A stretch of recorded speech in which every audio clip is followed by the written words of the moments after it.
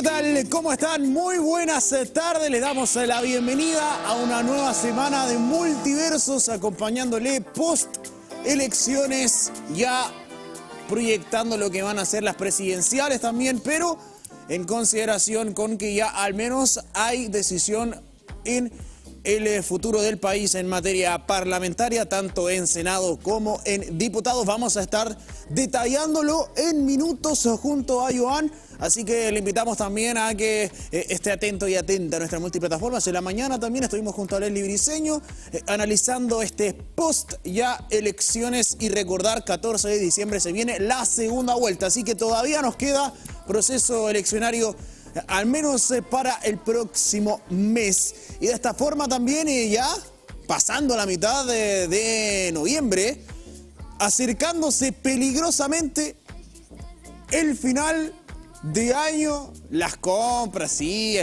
los regalos, ya tiene los regalos, ¿no? Hay hartos y hartas aquí que están con anticipación buscando los regalos, sobre todo para los niños y niñas, porque las cosas, recordar lo que está de moda, siempre se va, pero al tiro, rapidito se va. Así que planifíquese también, hay harta alternativa.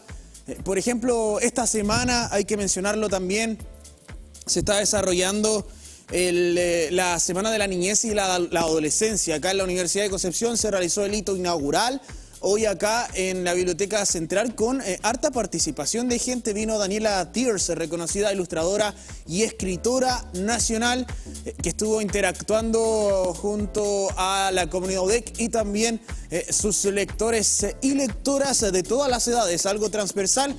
Y todo termina el próximo sábado con la Feria de la Niñez y la Adolescencia, una actividad característica de nuestra casa de estudios para que también ya lo planifique. Hay hartos temas, por ejemplo, mañana se va a realizar un taller de poesía. Hay mucha actividad para todos los gustos, para que también usted pueda venir aquí a disfrutar a la Universidad de Concepción. Además, el pasado fin de semana, algo que pasó ahí entre medio fue el deporte. El Básquet UDEC logró ganar 2 partidos consecutivos para estirar a un quinto juego que va a ser también el día de mañana. Así que harto para ir comentando durante esta semana, que también obviamente usted puede encontrar en nuestras multiplataformas y en nuestras redes sociales. Si queremos justamente ir a revisar la contingencia, tvu.cl en su portal nos muestra lo siguiente. Distrito 20, mayoría conservadora se impone y desplaza casi por completo al oficialismo. Vamos a estar en breve detallando este tema, así que lo dejamos ahí en pausa por un momento para mostrarle también parte de lo que se propone desde los medios UDEC. Expertos analizan la creciente brecha ideológica entre hombres y mujeres jóvenes en Chile. 100 años de cine del Biobío, estudiantes de teatro serán parte en mediación que une cine, memoria y territorio. Lo que le mostrábamos también ahí en nuestro home. Distrito 21, 3 diputados reelectos y 2 nuevos nombres en la Cámara Baja. Lota contra Cabrero, choque de vecinos a 3 juegos del ascenso. Bueno, esto parte también de lo que ya estaba en nuestro portal. Y nos vamos a lo más leído. Revisa aquí las y los diputados electos en el Distrito 20 de la región del Biobío. También lo mismo para el Distrito 21. Janet Jara y José Antonio Kast se enfrentarán en segunda vuelta. Y el conteo de votos también que se realizó durante la jornada de ayer, tanto en presidenciales como en parlamentarias. Vamos a revisar diarioconcepcion.cl. Dejamos ahí en pausa, tvu.cl. ¿Por qué en pausa? Bueno, usted sabe, esto se está actualizando constantemente. Durante todo el día tenemos diversas noticias, así que en un ratito más también va a cambiar a nuestro home de tvu.cl. Es por eso que le invitamos a que nos vaya a seguir, esté atento y atenta. Vamos ahora a diarioconcepcion.cl para revisar también lo que se mencionaba ahí en nuestro portal de tvu.cl. Especialistas analizan la creciente brecha ideológica entre hombres y mujeres jóvenes en Chile. Académicos de la Facultad de Ciencias Sociales advierten que el giro conservador de los hombres sub-30 y el progresismo sostenido de las mujeres podría profundizar la polarización y tensionar la gobernabilidad futura. Todo esto parte de lo que dejó también esta elección. Investigaciones recientes muestran una creciente brecha ideológica entre hombres y mujeres en sus posiciones políticas. Mientras ellos se inclinan hacia posturas más conservadoras, ellas manifiestan un progresismo sostenido. La incertidumbre que atraviesan los jóvenes en la actualidad podría contribuir a la preferencia por ideas tradicionales en ciertos segmentos juveniles. En ese sentido, y frente a la inseguridad sobre el futuro, muchos hombres se recurren a la reconstrucción de una retroutopía, buscando en el pasado respuestas a la crisis del presente. La investigación, la diferencia ideológica entre mujeres y hombres sub-30 2024, realizada por Panel Ciudadano, evidenció que la proporción de mujeres jóvenes que se declaran liberales superan a los varones de su misma generación. Además, el estudio realizado por la Fundación Nodo 21, desde el estallido al orden, nuevo mapa político-cultural de Chile, reveló que el país atraviesa un momento de inflexión social y cultural profundo. El académico del Departamento de Sociología de la Facultad de Ciencias Sociales de la Universidad de Concepción, el doctor Rodrigo Ganter Solís, aseguró que la mirada conservadora de varones entre los 18 y 30 años es una tendencia emergente a nivel global. La nostalgia y los valores tradicionales serían algunos de los factores de este cambio y aumento de la brecha ideológica. El discurso de la masculinidad. La académica del Departamento de Sociología, la doctora Ana Bengoa, reconoció que este cambio ideológico puede tener relación con diferentes variables, como los movimientos feministas o cambios económicos. No obstante, agregó que este fenómeno debe ser analizado necesariamente en función de otros factores sociales de igual o mayor importancia. Todo esto en relación a lo que ha ocurrido, por ejemplo, en redes sociales, en otros espacios, donde el doctor Rodrigo Ganter analizó que muchos encuentran refugio y consuelo frente a las prácticas de cancelación, donde se les transmite que ellos están pagando el costo de las políticas de igualdad de género. Esto constituye un fenómeno sociológico altamente inquietante y reviste además un serio riesgo y daño en múltiples dimensiones de la vida personal y social. La nota usted la pudiera revisar en su totalidad en diarioconcepcion.cl. Hay hartos factores que se abordan considerando el nuevo paradigma digital en el cual estamos transitando, la nueva forma de ver la vida de los jóvenes también, adultos jóvenes en este caso sub-30, y cómo también esto va a impactar en las futuras elecciones, porque recordar que el ejercicio del sufragio para este pasado fin de semana fue obligatorio para todos quienes tenían 18 años y son ciudadanos de nuestro país.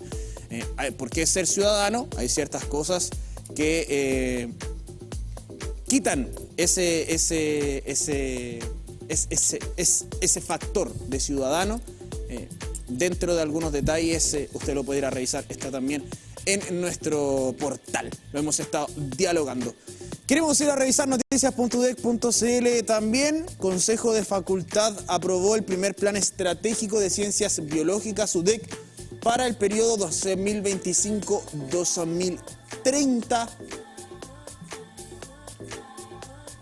Con un 66% de los votos a favor, la Facultad de Ciencias Biológicas aprobó su primer plan estratégico elaborado mediante un proceso participativo y alineado al plan institucional.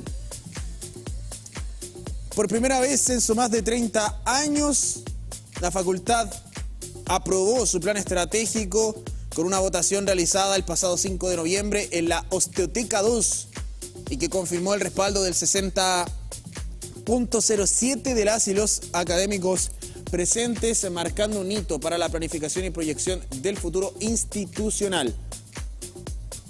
Una instancia encabezada por el decano, el vicedecano y la secretaria académica, también donde se tuvo la participación de la jefa administrativa, donde el Consejo inició con la presentación del proceso de construcción del plan estratégico de la Facultad de Ciencias Biológicas UDEC y de los elementos propios de esta instancia, donde las autoridades también agradecieron la asesoría de la Dirección de Desarrollo Estratégico UDEC para la propuesta final que estuviera alineada con el plan estratégico institucional. También se reconoció el trabajo de diseño y del Consejo Directivo de la Facultad, quienes consolidaron la propuesta final previo a ser sometida a la votación del Consejo. Fueron 56 docentes habilitados para votar.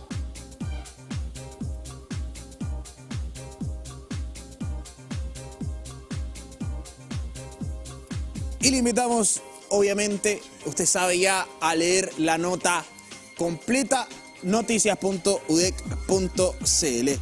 Estábamos hablando de cómo las redes sociales impactan en estas elecciones, de lo que se ve, lo que se replica, y es por eso que también queremos mostrarle algo que tiene relación con esto que usted puede encontrar en ladiscusión.cl. Dinamarca fija edad mínima de 15 años para crear cuentas en redes sociales, algo que ya es replicado en otros países del mundo. De hecho, en Asia, en algunos países de Asia, incluso hay un límite de uso de redes sociales o de internet para menores de edad. Incluso hay límite de cuentas que están asociadas a roots para saber quiénes son los que están jugando y quiénes son los que están navegando y quiénes son los que están usando internet. De hecho, en algunos otros países, recordar también, hay un uso de internet que está normado por ley y limitado también. El gobierno de Dinamarca anunció este miércoles una nueva normativa que establece una edad mínima nacional de 15 años para que los usuarios puedan abrir cuentas en determinadas plataformas de redes sociales, marcando un hito en la regulación digital dentro de la Unión Europea. La medida impulsada por el Ministerio de Digitalización, mire, atención a eso es un detalle. Ministerio de Digitalización, o sea, un área exclusiva para esto, se convierte en el primer marco de este tipo del bloque europeo y tiene como objetivo reforzar la protección de niños y adolescentes frente a los riesgos del entorno digital. Según detalló la cartera, los menores de 15 años no podrán crear cuentas por decisión propia en plataformas que incluyan contenido o funciones consideradas potencialmente perjudiciales. No obstante, se permitirá el acceso desde los 13 años solo con el consentimiento expreso de padres o tutores.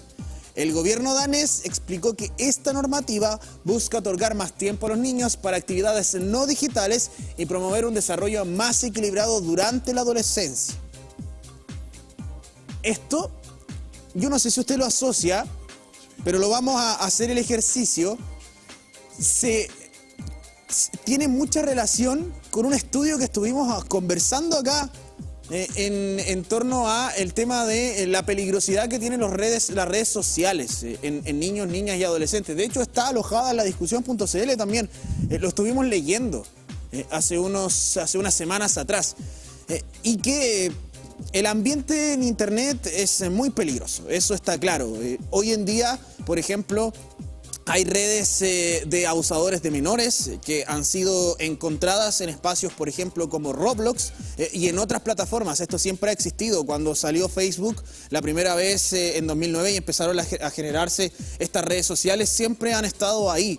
El tema es cómo también se protege a las infancias en estos entornos, y una de esas medidas, según se propone desde Dinamarca y según hay medidas en varios países del mundo, esto no es aislado, no es algo que suceda en Dinamarca. En la Unión Europea es un hito, pero en otros lugares incluso hay muchas más restricciones para los adultos también.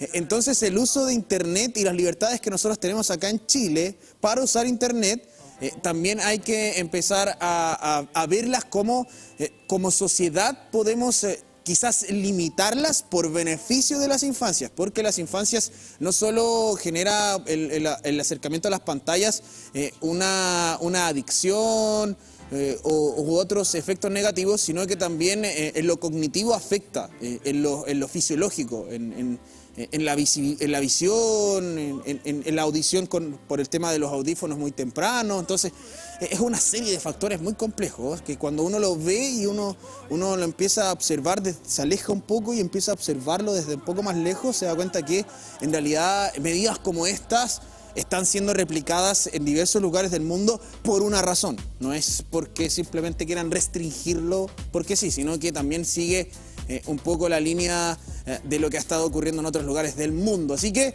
bueno, podrá ser bueno o malo, eso lo dirá el tiempo. Usted también podrá encontrar mayores novedades en los medios de la Universidad de Concepción y nosotros queremos invitarle a que se quede ahí. porque vamos a estar hablando de este post-elecciones, todo lo que ha ocurrido acá en el Distrito 20, Distrito 21 y también a nivel país. Se viene segunda vuelta próximo 14 de diciembre, pero eso al retorno de la pausa. Nos vamos breves minutitos y ya regresamos.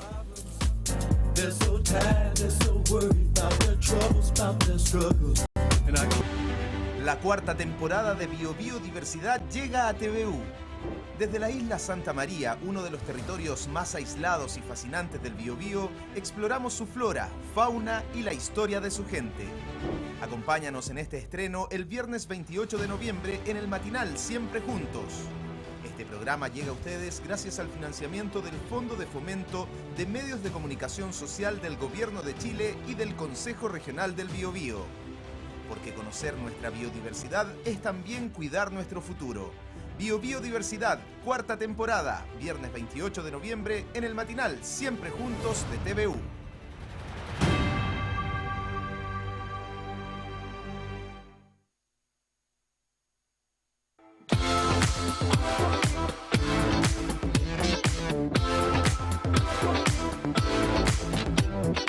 Cada jornada, la Universidad de Concepción abre un espacio de reflexión y diálogo para los temas que marcan la agenda regional y nacional. Ahora, ese mismo espacio de Radio UDEC también se transmitirá por TVU. Entrevistas, opinión y actualidad en Nuestra Pauta. De lunes a viernes entre 8 y 9 de la mañana. Nuestra Pauta AM, el noticiero de Radio Universidad de Concepción. De lunes a viernes a partir de las 8 de la mañana por las plataformas de Medios UDEC.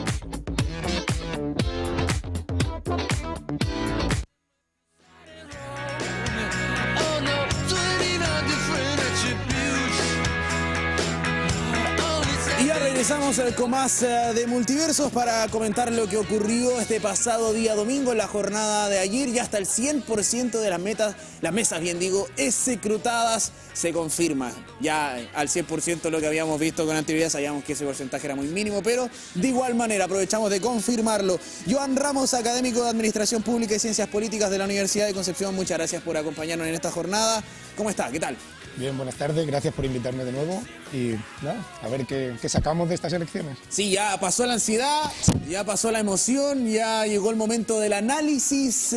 Partamos por presidenciales. Janet Jara, Johannes Kaiser, José Antonio Kast y Franco Parisi aparecen ahí como como los cuatro posiciones que se van turnando en diferentes regiones. No fue un triunfo total en todos los lugares para Janet Jara, que quedó con esa primera mayoría.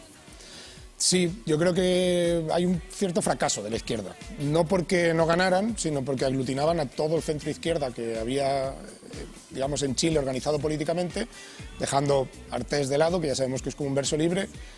Y francamente los números no dan, es muy difícil, lo conversábamos, ¿no? Parece que la derecha le ha ido mucho mejor sin primarias, como que la primera vuelta fueron sus primarias y arrastraron mucho más voto, porque planteaban yo creo que tres alternativas: la derecha o centro derecha, que sería Matei, la derecha un poco más extrema, que sería Kast, y la ultraderecha más radical, que sería Kaiser. Y todo el abanico político desde el centro hasta la derecha estaba ahí. Claro, un poco más de un 40%, solo aglutinado en esos tres nombres. Exacto. En cambio, Jara, aglutinando todo el centro izquierda, desde la democracia cristiana hasta el Partido Comunista, se queda por debajo del 30%. Claro, y ahí irrumpe el PDG. Vamos a conversar aquello, la irrupción del PDG, porque le va muy bien a Franco Parisi y su partido en el norte.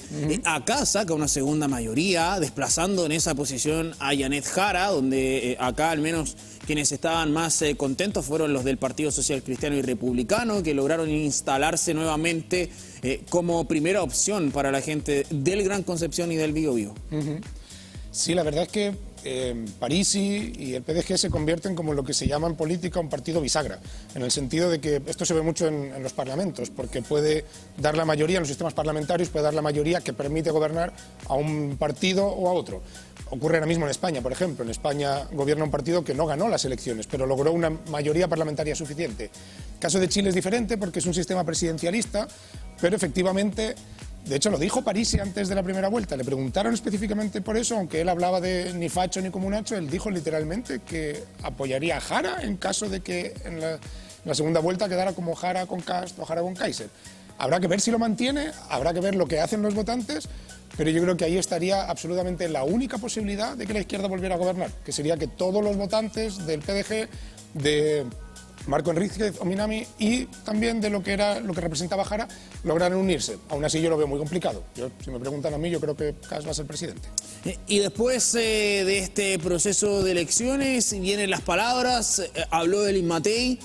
Al final del discurso señala que se iba a reunir con José Antonio Kast para darle el saludo correspondiente y las felicitaciones. También habló Johannes Kaiser, que también, muy fiel a su estilo, como siempre, sabemos lo que dice Johannes Kaiser, atacando, por supuesto, e imponiendo su discurso.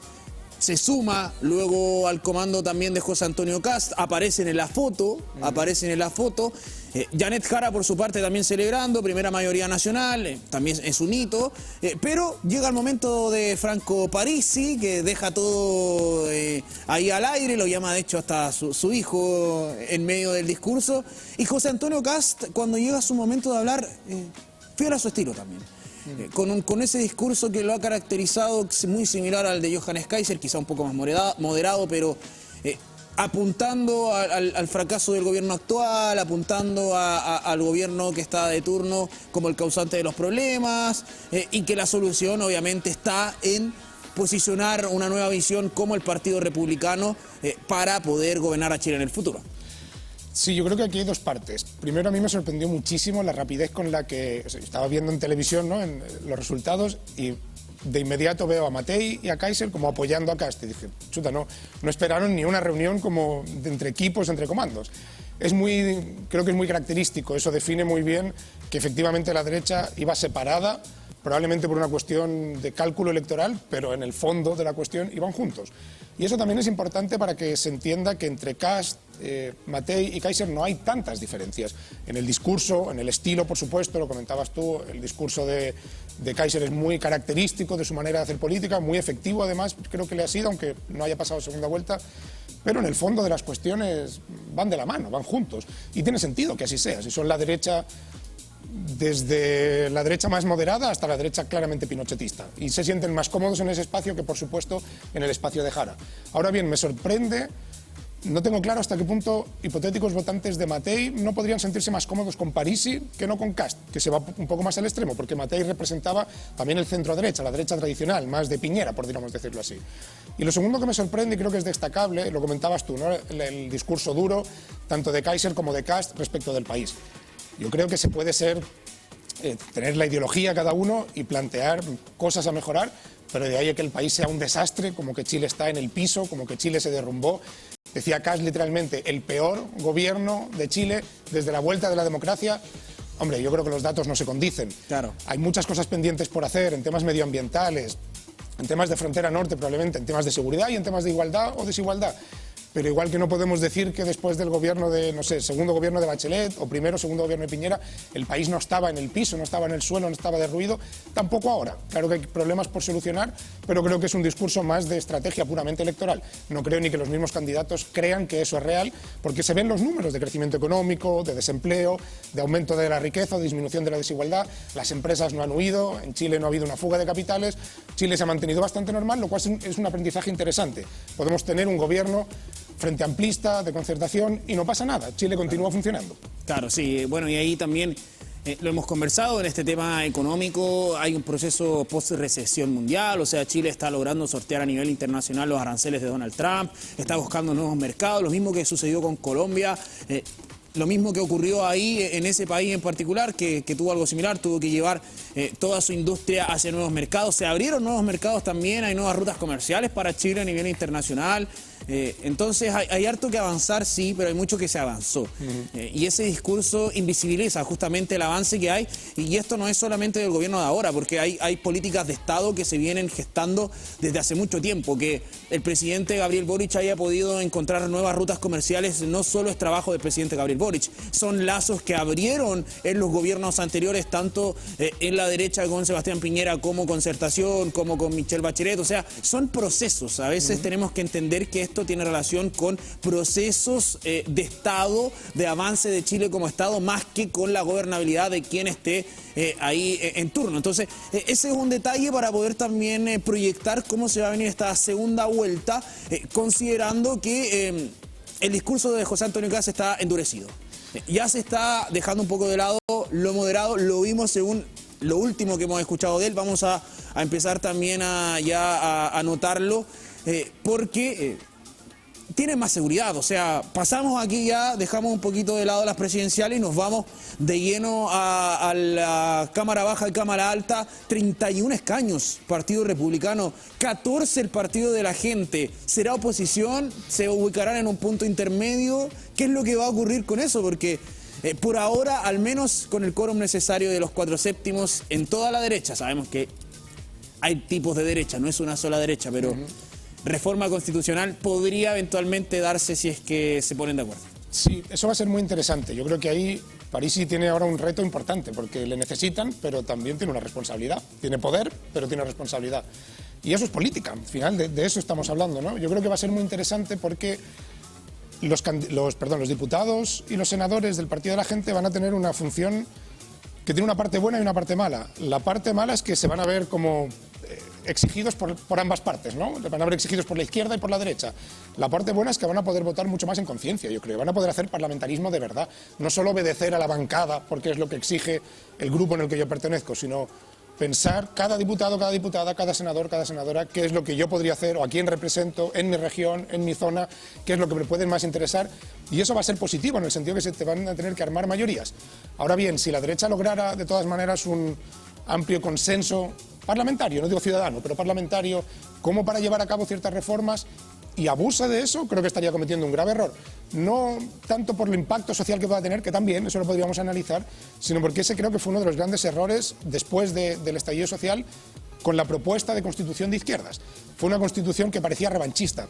Podía ser muy coherente en todos sus postulados internos, pero no representaba a la mayoría de Chile. Y una constitución no es un gobierno. El gobierno de Boric ha podido hacer más o menos lo que quiera, o lo que haya podido. Está muy bien, es respetable, tiene toda la legitimidad democrática. El gobierno de José Antonio Kast, si termina ganando, podrá hacer lo mismo. Le reconocemos la legitimidad democrática. Ahora bien, una constitución no es 4 años de gobierno. Una constitución significa una norma básica, fundamental, de derechos y de estructura del funcionamiento del Estado, que requiere de cierto consenso y que requiere que 4 años después no se vuelva a cambiar, sino que pueda ganar el Partido Comunista, imaginemos en solitario, un worst case escenario para la derecha. Gana Partido Comunista ellos solos y tienen mayoría absoluta, no sé, 5/7 partes en el Congreso. Aún así, tienen que poder gobernar con esa Constitución que heredaron, porque representan a todos los chilenos y chilenas. Entonces, con la Constitución creo que hay que tener cuidado. Las Constituciones están hechas para irse reformando y durar, no son para imponer una ideología.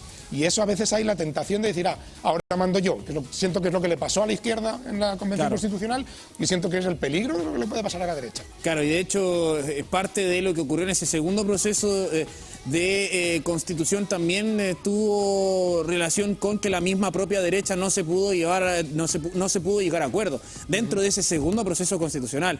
Fue mismos militantes de derecha y de ultraderecha quienes tampoco estaban de acuerdo. De hecho, una de ellas, Vanessa Kaiser, electa diputada. La situación está al menos cargada hacia un lado. Eso ya está completamente zanjado.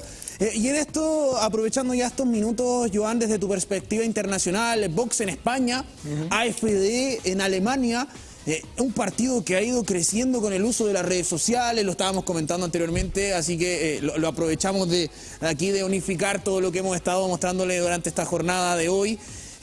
Mucha relación con el público juvenil, logrando atacar la emocionalidad del adulto, del joven adulto masculino, más que nada, más que el público femenino, pero con esa conectividad que está ya traspasando fronteras. O sea, este es un modelo internacional. José Antonio Kast es parte de un modelo internacional, es parte de estas agrupaciones de ultraderechas que están ya en diferentes países del mundo. Tal cual, y está bien que lo vincules porque si no parecería como que es un fenómeno a lo mejor chileno. Argentina, Estados Unidos, España, Alemania, Austria, Bélgica. Estamos viendo un incremento de la ultraderecha en todo el mundo. Esto es peligroso, hay que tener cuidado. Hace apenas 100 años se empezó a vivir lo mismo y terminó como terminó. Terminó con 6 millones de judíos muertos, terminó con 2 guerras Después de la Primera Guerra Mundial, Segunda Guerra Mundial, nazismo, fascismo en Italia, España, Alemania, en fin, terminó en un desastre. Ojo, porque cuando hablamos, por ejemplo, de seguridad, de migración, tratamos de separar los temas, estamos haciendo hincapié precisamente en evitar discursos que movilizan, que arrastran y que terminan siendo en ocasiones violentos. En España se han dado conatos de cacerías a inmigrantes, precisamente arengados por estas ultraderechas, por Vox, que son los íntimos amigos políticos, se entiende, no personales, de José Antonio Cast, por ejemplo, en Chile. Entonces, cuidado con esto, porque sí, Kaiser no ha logrado su objetivo, yo creo que eso es un cierto alivio para la calidad democrática, pero yo no tengo tan claro la línea por la que va a ir Cast. Y me preocupan no tanto sus postulados económicos o políticos, que tiene todo el derecho y la legitimidad, pero vemos una regresión de derechos. Por ejemplo, meterse a decidir anular las 3 causales respecto del aborto. Estamos hablando de la vida privada de las mujeres. Estamos hablando de un derecho conquistado, con lucha, con esfuerzo, con reconocimiento del control de la mujer sobre su propio cuerpo. Y ahora vemos una regresión. Es la primera vez en 100 años que en vez de ir avanzando notamos un frenazo y capaz ir hacia atrás. Cuidado con eso, en eso es lo único quizá que coincido con el profe Artés, eso debería tener contestación en las calles, obviamente siempre legitimando el gobierno y desde el pacifismo, pero una contestación en forma de marchas, de manifestaciones diciendo, ¿sabe qué? Usted puede gobernar, restringirnos los derechos no debería ser el caso. Y en esto hay un tema y una palabra que en todos estos países que se menciona, sumando a Italia también ahí con Giorgia Meloni, la palabra ideología, que eso es lo que está mencionando, la instalación más que de un proyecto de país, sino que la instalación de ideologías, también son muy críticos para utilizarla, pero no la utilizan cuando tiene referencia con una parte propia de su discurso. Claro. Ese tema tiene relación con ideología, tiene relación con una ideología que tiene también mucho que ver con su creencia religiosa, con la visión de ellos que tienen de la vida, de ese partido o de ese mundo en realidad, mientras que por el otro lado se trata de hacer algo distinto, acá en Chile en particular, referirse más a ellos, hablamos del Partido Comunista, nosotros, no centrarse en el otro lado, mientras que Johannes Kaiser, por ejemplo, directamente diciendo que el cambio climático, por ejemplo, es una ideología. O sea, utilizan los conceptos también a su favor, con palabras que están muy comunes, pero a veces tampoco siendo capaces de también decir nosotros también tenemos nuestra ideología. Esta ideología no es nuestra, no es solo propia, o sea, esto está en otros lugares del mundo, es una ideología internacional que está avanzando y que busca instaurar esto dentro de las sociedades. Claro, a ver, el concepto de ideología es complejo, porque hay que asumir que todo el mundo tiene una ideología. Una ideología es una forma de percibir el mundo, en el fondo, ¿no? Todos vemos objetos, vemos personas a nuestro alrededor, pero cómo interpretamos los significados está influido por nuestra ideología. Hay una parte ideológica que hay que aceptar. Los jueces, los abogados, los profesores, periodistas, todos tenemos ideología. Porque miramos el mundo de una manera concreta que depende de las experiencias materiales que hemos tenido, familiares, emocionales, lo que sea. Hasta ahí hay que aceptarlo, no pasa nada.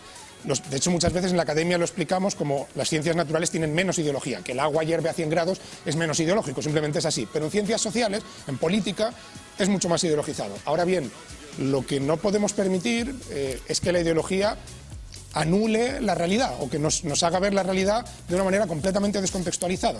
Y es cierto, yo coincido completamente en que la derecha y concretamente la ultraderecha ha sabido utilizar muy bien la palabra ideología, es como lo de ver la paja en el ojo ajeno y no la viga en el propio, ¿no? Ha sabido acusar de ideología al Partido Comunista, por ejemplo, porque sabe que la palabra comunismo tiene una connotación ideológica muy poderosa y específicamente en Latinoamérica, pero en cambio no perciben o no quieren asumir su propia ideología. Cuando además, en su caso, hay una parte absolutamente ideologizada. Negar el cambio climático es precisamente aplicar la ideología ante la verdad científica. La verdad científica de miles de científicos en el mundo que nos dicen, oiga, cuidado, el impacto humano está generando estos problemas. Puede ser gente de derecha, de ultraderecha o apolítica, da lo mismo, son científicos. Dicen, mire, desde que producimos tanto y emitimos tanta contaminación, tenemos estos problemas de calentamiento global. Esos son asociaciones puramente científicas, podemos cuestionarlas desde la ciencia, no desde la política. Pero da un poco lo mismo, lo habíamos hablado otras veces. Kaiser no juega eso, no juega la verdad científica, juega al modelo de impacto emocional. Y eso le ha funcionado bien. Cast se supo mantener un poco más moderado, yo creo que para recoger todos los votos de Matei y de Kaiser, y le funcionó. Yo fui crítico con los debates de Cast y a la luz de lo que he visto, creo que no fue tan mala estrategia. Claro, es que ya Este tema de la instauración de ideología, hay que mencionarlo también, no es un proceso que ocurra de una elección para otra. Es producto de los años que lleva el Partido Republicano acá en Chile, el contenido que le llega a la gente de lo que sucedió en Argentina, de lo que estaba ocurriendo, o sea, es producto de. Por eso aprovechamos también esta instancia de dialogarlo, porque hay que mencionarlo. El Partido Comunista también tiene una ideología que viene desde hace mucho tiempo atrás, que ha tenido impacto en diferentes espacios, que tiene exponentes quizás de alguna u otra forma en el mundo, porque el comunismo busca tener es una meta que tienen los países para alcanzar este espacio común, y para llegar a esa meta hay diferentes realidades. Están algunas más extremas, dictatoriales, de hecho, hay que decirlo como es, y hay otras que tienen una perspectiva más empresarial, abierta, restrictiva, como China, pero que también tiene un modelo entre medio complejo de entender, porque es una sociedad china comunista, pero tiene un comunismo liberal, donde hay empresas, donde está el Estado como empresa. De hecho, China tiene tiene empresas estatales que tienen negocios acá, que están construyendo, están trabajando en obras públicas, que tienen contratos con el gobierno. Entonces, es bien extenso este tema. ¿Sí? Esto también es a nivel muy macro. Entonces, esta instalación de ideología va desde perspectiva económica, pero no es temporal, ¿no? O sea, no es solamente en esta última elección, es algo que viene de años. Y eso es lo que hay que analizar también. Sí, hay una lucha por la regresión, hay una especie de movimiento reaccionario ante determinadas libertades, derechos, bastante parecido a lo que ocurrió, como digo, hace 100 años. También se estaba produciendo un avance en ese momento del comunismo. El fascismo, recordemos, surge como oposición al comunismo. Y haces bien en señalarlo, yo creo, porque hay que delimitar. Aunque Jara sea del Partido Comunista, lo que representa ella es socialdemocracia pura y dura. O sea, a nadie se le va a ocurrir que se va a poner a nacionalizar empresas, que de repente, como, no sé, no va a haber propiedad privada. Eso no va a existir. Incluso China, como tú bien mencionas, China es lo que llamamos un capitalismo de Estado. Tiene una estructura comunista porque tiene un partido comunista que es el único partido. Entonces el sistema pluralista se produce dentro del mismo partido. Es raro para nosotros, es muy extraño, pero tiene una cosa muy positiva. Me explico, una cosa que no hemos sabido ver aquí. China produce con empresas privadas, con empresas estatales, pero reparte diferente la riqueza. Hace una repartición de la riqueza que se aproxima mucho más a lo que era el Estado social europeo, el keynesianismo clásico de los años 40, 80 del siglo pasado. En cambio, en los países liberales adolecemos de un malestar generalizado por la desigualdad que fomenta el surgimiento de esas ideologías. ¿Por qué alguien que en realidad su problema es no tengo suficiente plata podría llegar a votar por alguien como Kast o como Kaiser? Porque percibe que esas personas pueden llegar a arreglar su problema. No quizá porque lo analice con las medidas concretas, sino porque está descontento con los políticos que le han gobernado siempre, está cansado. Si nos fijamos, tú lo decías, esto viene de tiempo, pero ¿cuándo ha gobernado el Partido Republicano en Chile? Nunca. La novedad es uno de sus grandes vales, digamos, aliados, para poder gobernar. Sí. Pero ¿qué pasará? Que una vez gobiernan, la gente va a quedar descontenta, seguro, porque la desigualdad no se va a solucionar con las propuestas de Kast, claramente. Podrá hacer mucho en seguridad, por ejemplo, veremos qué tanto, pero en la desigualdad sus propuestas económicas son base de la propia desigualdad. Es un sistema capitalista neoliberal que pretende continuar con un sistema de explotación específico. Entonces hay ultraderechas como Vox, aprovechando que lo sacabas antes, que no quieren tocar gobierno, que rechazan entrar en los gobiernos porque se vive mejor en la oposición, se vive mejor haciendo la crítica para que cuando asalten el poder, digamos, democráticamente, sea el poder central, el gobierno, que es lo que está a punto de conseguir Kast. Entonces veremos lo que ocurre. A mí me parecerá muy interesante en 4 años qué le pasa al Partido Republicano. Sí, bueno, y eso es algo que se vivió con el Partido Nacional Socialista en aquella época cuando se instala, porque recordar que quien estaba en aquella época, antes de llegar a ser el dictador que todos conocemos, inicia su proceso yendo a mitines en bares, empezando a motivar hasta que llegan una mayoría en el Parlamento y de ahí... Claro, democráticamente accedió y desmantela la democracia desde dentro. Desde dentro. De hecho, esa experiencia nazi es la que a un autor austríaco le da la idea de crear el Tribunal Constitucional como una forma de garantizar un mínimo que existe de valores en la sociedad. Por eso te decía, me parece muy peligroso de repente poner en cuestión la Constitución, incluso una Constitución tan denostada y tan modificada que es como un patchwork ahora mismo, que es la de 1980, pero no deja de permitir cierta estabilidad en el país que sería muy peligroso poner en duda.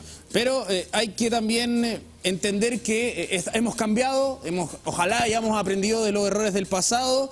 Acá en Chile tenemos un sistema democrático que ha sido también ahí visibilizado en los distintos lugares del mundo. Así que en un eventual gobierno también hay que respetar los procesos. Tenemos los tribunales constitucionales, las acusaciones constitucionales, mal utilizados en algunos casos, bien utilizados en otros, pero hay procesos normativos legales también para lo que va a ser un futuro, tanto eventual gobierno del Partido Comunista como eventual gobierno del Partido Republicano. Así que para todo hay también proceso democrático aquí en Chile, así que eso es algo que hay que agradecer, y parte de eso es nuestro ejercicio de sufragio que vivimos en este domingo 16 y que tenemos que respetar también. Así que muchísimas gracias, Joan, por estar con nosotros. Muchas gracias por invitarme. Y nosotros nos vamos a una pausa, ya regresamos con más de Multiverso.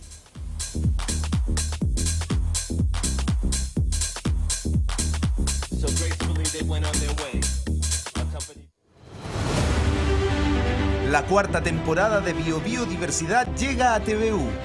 Desde la isla Santa María, uno de los territorios más aislados y fascinantes del Biobío, exploramos su flora, fauna y la historia de su gente. Acompáñanos en este estreno el viernes 28 de noviembre en el matinal Siempre Juntos. Este programa llega a ustedes gracias al financiamiento del Fondo de Fomento de Medios de Comunicación Social del Gobierno de Chile y del Consejo Regional del Biobío. Porque conocer nuestra biodiversidad es también cuidar nuestro futuro. Biodiversidad, cuarta temporada, viernes 28 de noviembre en el matinal Siempre Juntos de TVU.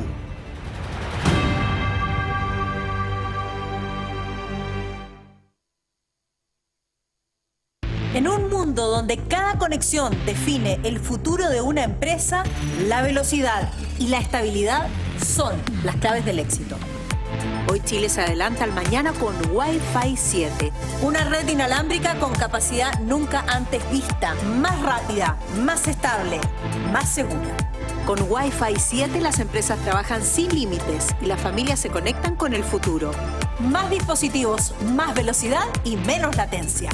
Una conectividad que impulsa la innovación, acelera los proyectos y fortalece la colaboración.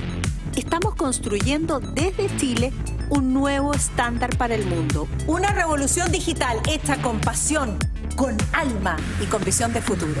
El Wi-Fi 7 no solo es más rápido, es el nuevo lenguaje de la conectividad. Y con Mundo, Chile lidera la transformación tecnológica de la región. Primeros en ofrecer fibra 50 gigas. Mundo, la mejor y más rápida internet de Latinoamérica.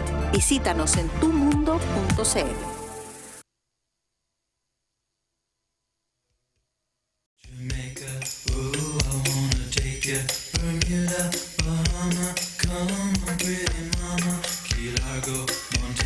Regresamos ya con más de Multiversos para comentar lo que ocurrió la pasada semana, porque se conmemoró la Semana del Urbanismo en la Facultad de Arquitectura y Geografía de la Universidad de Concepción.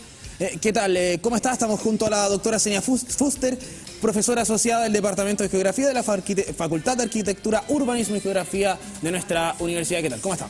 Muy bien, muchas gracias. Y le acompaña Matthew Calkin, también académico de FAUC UDEC. ¿Qué tal? ¿Cómo está? Bien, buenas tardes. Bueno, doctora, primero coméntenos acerca de esta semana que se organiza también acá en la FAUC de la Universidad de Concepción a fin de poder realizar diversas actividades para vincular a la comunidad, académica y a la misma universidad con esta perspectiva del urbanismo. Sí, precisamente estas son actividades que intentamos hacer todos los años en nuestra facultad para conmemorar el Día del Urbanismo, el Día de las Ciudades, ¿no? Desde la perspectiva de las Naciones Unidas. Ahí la idea es poder concentrar en una semana diversas discusiones sobre ciudad, retos, desigualdades, etcétera. Y hartos hitos también marcan esta semana. Sí, fue una semana bien llena. Tuvimos algo todos los días. El lunes tuvimos una colaboración con la Facultad de Medicina sobre la ciudad sana. Es todo un tema de la salud claro, en las ciudades, en los problemas que ha generado el urbanismo y lo que puede contribuir ojalá a la mejora, ¿cierto? A las soluciones. El martes fue una charla de un caballero que trabaja en los muros verdes en Santiago, una propuesta bien interesante, bien compleja la temática técnica para hacerlo funcionar. Y después el miércoles, jueves, viernes tenemos un grupo de estudios interculturales, urbanos y territoriales, el GRIUT que le llamamos, y hicimos un seminario sobre pueblo indígena y planificación, urbanismo, qué sé yo. Doctora, acá en la región del Biobío todavía no tenemos un plan regulador metropolitano, está en desarrollo posiblemente para 2030, posiblemente, lo digo porque en la administración anterior se dijo que para esta administración, en esta administración se ha dicho que para 2030, pero lo cierto es que no tenemos nada concreto.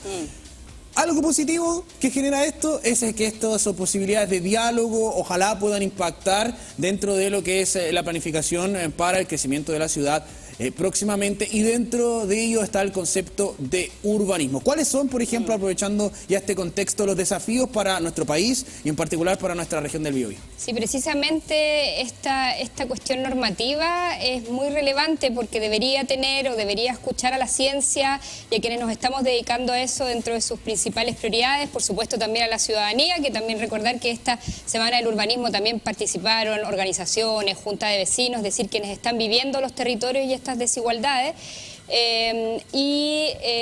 Pero también no podemos olvidar, y ahí vinculo con lo que se ha estado discutiendo todos estos días, que son procesos políticos también.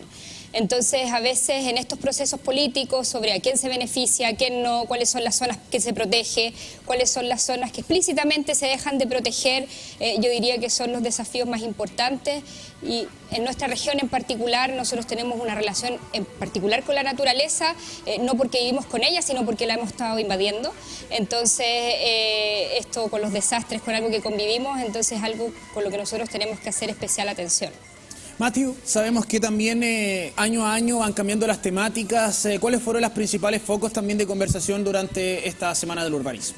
Claro, en particular quería remitirme a la misma temática del plan regulador metropolitano de Concepción. Tuvimos 2 presentaciones justamente sobre esa temática porque usted debe saber muy bien que el plan se cayó por falta de consulta indígena.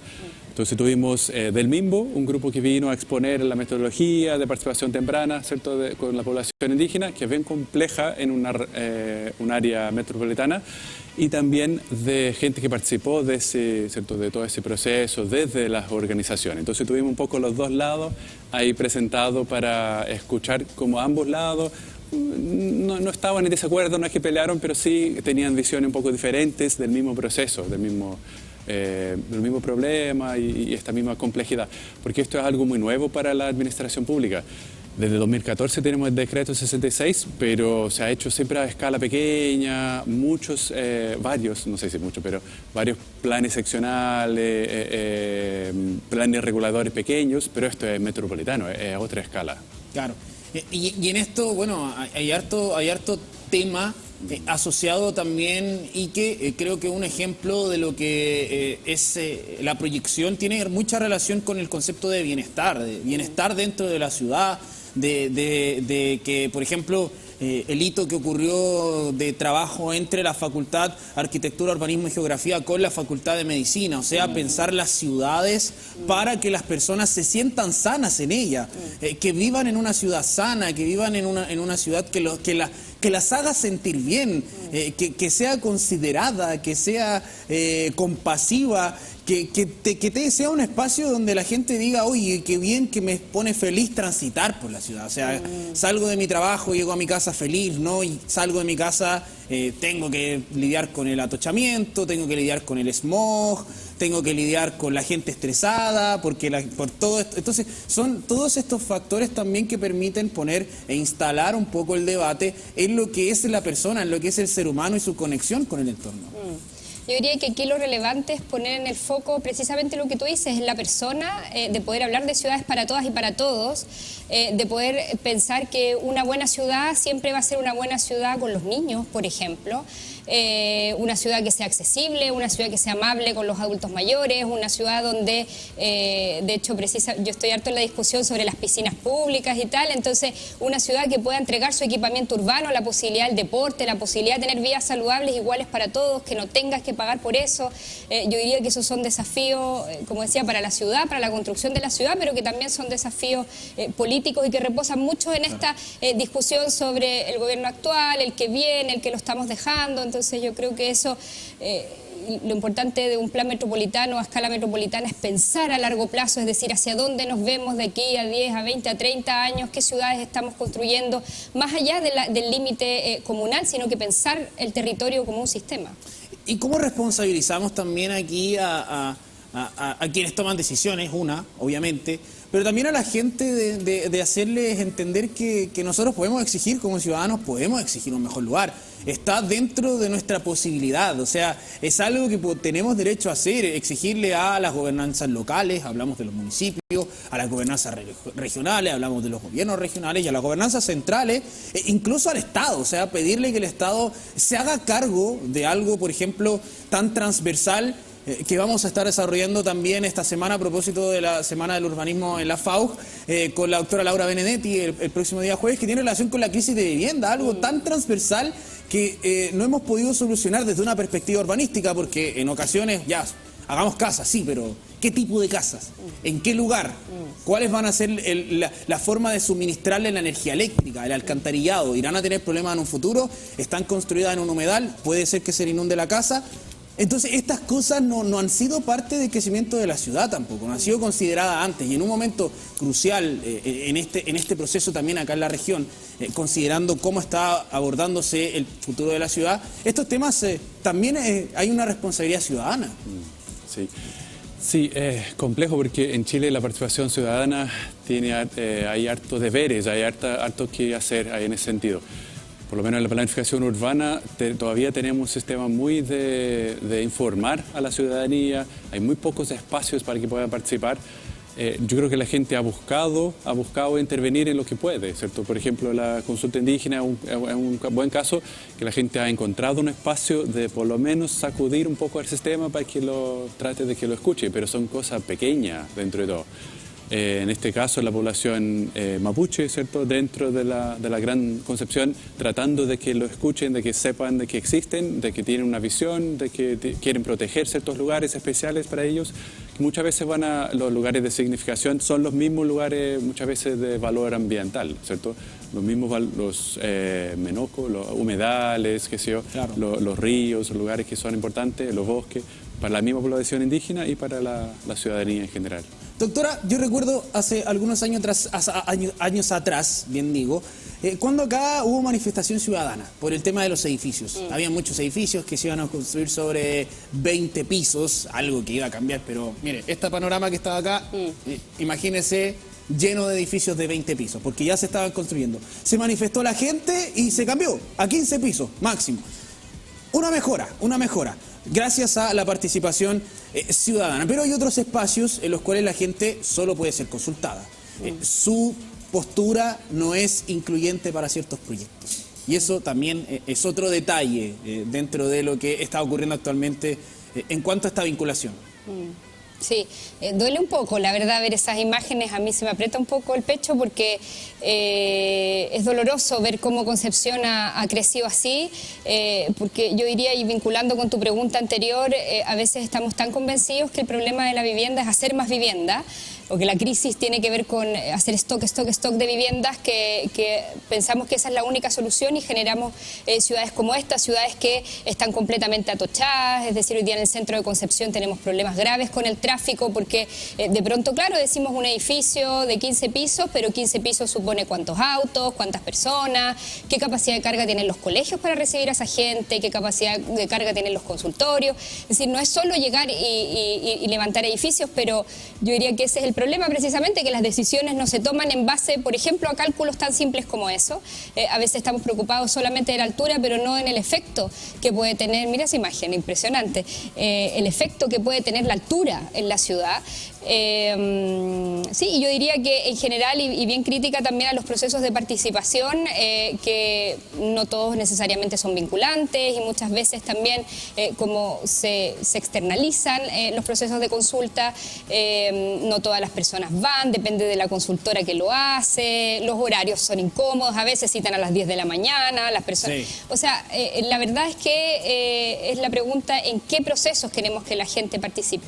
Por supuesto que cuando nos afecta afecta a nosotros directamente y sobre todo cuando son zonas como estas donde viven quizás personas que están más conscientes sobre los procesos que están pasando, hay más organización, hay más presión, pero esto no pasa en todos los territorios. Entonces es una política, yo diría, que es muy reactiva. Sí, eso a veces no lo pensamos. Por ejemplo, el impacto que tiene un edificio donde a lo mejor no hay a lo peor, lo cambio, no hay una capacidad instalada de asistencial para poder, por ejemplo, hay solo un CEFAM en cierto espacio, o sea, sin duda alguna eso se va a haber colapsado. O sea, algo que, por ejemplo, nos mencionó, yo tampoco lo había dimensionado, pero ahora que lo dice, cuando uno lo escucha y lo analiza, le hace eco. Pero queremos que usted también pueda continuar escuchando y analizándolo más adelante, doctora. También queremos invitarles a ambos para que podamos tener otra conversación la próxima semana. Quizás lo conversamos una vez finalizado el programa, porque este tema es bastante amplio. Pero queremos agradecerle por su participación, a ambos por estar con nosotros también, aprovechar de felicitarles por esta Semana del Urbanismo, porque sabemos que conlleva harto trabajo detrás para poder realizar eventos como este, así que, y muchas gracias por estar con nosotros. Muchas gracias por la invitación. Y a ustedes queremos invitarles también a que se reconecte con nosotros 20 horas, una nueva edición de TV Noticias Central. Nosotros nos separamos, pero queremos desearle, como siempre, que tenga una muy linda semana. Aproveche también estas jornadas de sol para salir a disfrutar de nuestra Universidad de Concepción. Que esté muy bien.